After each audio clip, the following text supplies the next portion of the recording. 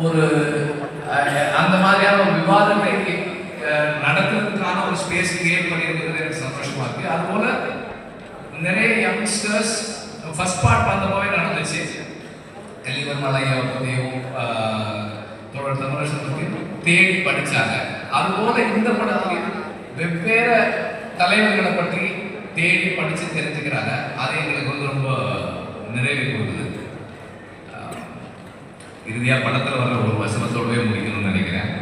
நாம் வந்து நம்முடைய வரலாற்றை நாம் எழுதும் வரை நம் வரலாற்றை கதைகளாகவாவது நாம் எழுதணும்.